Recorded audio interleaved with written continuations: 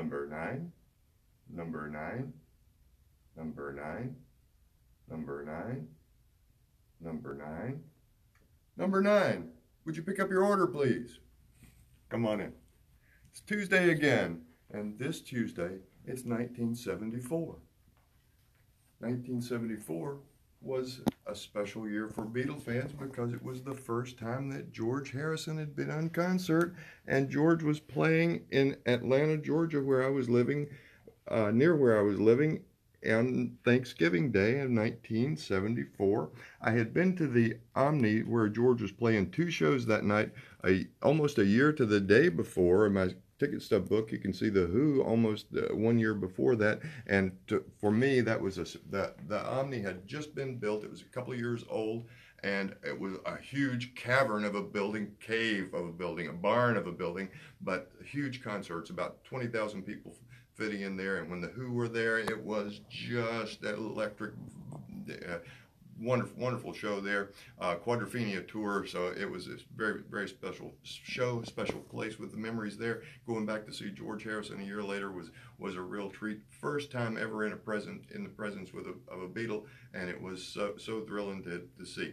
The show itself turned out to be sort of what Rolling Stone called bittersweet, because the show itself was, George was not in the greatest shape physically, or he was just getting over a battle with some illness, and his voice was very hoarse. They were calling it the Dark Horse, H-O-R-A-S-E instead of H-O-R-S-E tour.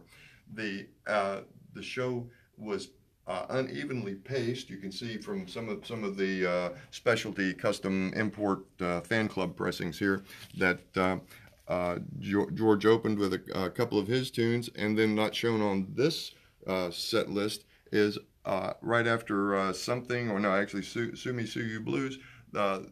George turned the stage over to the Indian ensemble that was with him, and they played about 6 songs in a row, a chunk of about a half an hour, that really had a lull of energy in the show.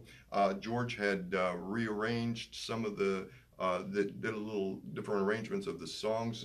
Something had a little swish swing to it instead of the signature sounds that one would be expecting from something. Some of the others had reworked lyrics. About every 2 or 3 numbers, he would turn the stage over to either Tom Scott, Billy Preston, who was really one of the highlights of the show with his energy. He brought dancing to the show, and even on In My Life, changing some of the words to really change the meaning of that song a whole lot, and ending with an encore of My Sweet Lord, trying to basically get all the folks in the audience to chant along with him. And again, Rolling Stone referred to it as lumbering in the material world instead of living in the immaterial world. So the bittersweet aspect of that tour, it wasn't as powerful as I had hoped, but still the first time of seeing a Beatle was a real thrill. The merchandise booth at the Harrison concert was very limited too. There was 1 T-shirt that they had available there. Actually, there was a bootleg T-shirt that they produced over here that had an even better picture of George, and listed the Omni in the day that he played. A few years after I moved to Atlanta in 1980, I was talking to a friend of mine that was working with some of our presentations, and it turns out his wife was a photographer, a press photographer at the show, and she had taken a series of couple of rolls of photos right down front during the second show, and he gave me a copy of all the photos that his wife had taken. And those were taken during the first show. You can see George has a T-shirt on there that's very similar to the bootleg shirt that was sold out front. If you look closely at the pictures, I'll put all these pictures, I've got a couple of dozen of these, put all these online for you here after we finish. And he's got the WQXI, the local radio station, Quixie and Dixie radio station on the back of that. For the first show, she took still photos. For the second show, she shot 8mm silent film footage, and he also gave me a copy. This was in the early days of digitalization of film, and he gave me a copy of that film too. I've also got that on YouTube, and I'll put some links to the pictures and the the film footage that we've got on YouTube of Harrison in '74, there's not that much film footage of the 1974 tour out there. So I think it's about I think 12 or 15 minutes total, but it's pretty unique to catch that just out of through working a working associate that I had at my corporate job. One other thing that they did have out at the merchandise booth at the concert was a program, and the program listed all the players in the band, and sort of had an Indian look to it. There's Billy, Tom Scott, Andy Newmark, an insert for Jim Horn, added to the band kind of late. Full group shot there. But over the years, I got most of the band members to sign the program for me here. Here's an autograph from Jim Horn. This is Robin Ford. Ravi Shankar down the side here. That's Andy Newmark upside down. Willie Weeks. Willie Weeks was on bass with Eric Clapton, and he signed it for me. Tom Scott, one of my favorite conversations I've ever had. Talked to Tom for nearly an hour and a half about all the different folks that he'd worked with over the years, and had some sign the album. Jim Keltner signing the Dark Horse album that George was working on during the tour. Klaus, Robin Ford again, Mick Jones from Foreigner, not the Clash Mick Jones, but Mick Jones from Foreigner play there. Jim Horn again, Billy Preston, Billy and Mick, and Tom Scott again on the inner sleeve.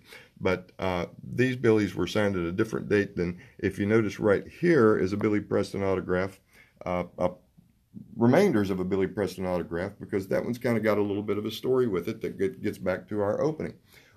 He also signed, Billy in about I'm thinking this would have been probably 92, 93, because the Apple CDs had just been released. And Billy was playing at a little place called Rupert's in Atlanta that was right along Piedmont, one of the main thoroughfares in Atlanta. And he played the show, and I took the program and the poster and a couple other things, hoping to get him signed at the end of the show. But at the end of the concert, he left the stage and went right out to this huge stretch limo that was waiting on him. He got in the car, and the limo pulled away, and the 4 or 5 of us there that were hoping for an autograph just sort of figured we weren't going to have an encounter with Billy that day. But the limo pulled out of the parking lot, and directly across the street was a Crystal hamburger joint, and the limo went around the little island in the middle of the road, pulled right into the Crystal. The limo driver got out and went in, and we the 4 or 5 of us just literally walked across the street and said hello to Billy. He got out and signed some autographs for us. You can see here he signed the Apple poster for me very nicely. To Rick, Musically Yours there. If you look closely too, I've had Joey Molland to add his signature to that over the years. But getting back to this one, he had the limo driver had also handed Billy a soft drink, and you know how the Crystal their mugs there get the water condensation on the back of it. So he signed this for me and then put it in his hand where he had the condensation off of his off the drink he had, and pretty much smeared and erased the Billy Preston that you can see there. I wish I'd noticed that at the time, that maybe got him to re-sign that without the fluid there. Now I never got a chance to meet George Harrison, but I did get a friend of mine got a signature on this photo. You can look very closely there. Got a really nice full all letters signature there from George. That was signed at the when the red and the blue Beatles collections were released on CD. So I never got a chance to meet George, but did at least got an autograph directly pretty much for me in that one. So hope you've enjoyed this little visit back to 1974. Oh, let me tell you that too. I really appreciate all the good vibes and birthday wishes that you folks put on my page for my birthday yesterday. I'm cruising on Route 66 now, and I appreciate all the hellos and good vibes for my birthday yesterday. Peace and love on that for sure. Friday, My favorite Batman villain was the Riddler. So I have a riddle. And what kind of riddle in the room might rattle? See you Friday. Peace and love. Science.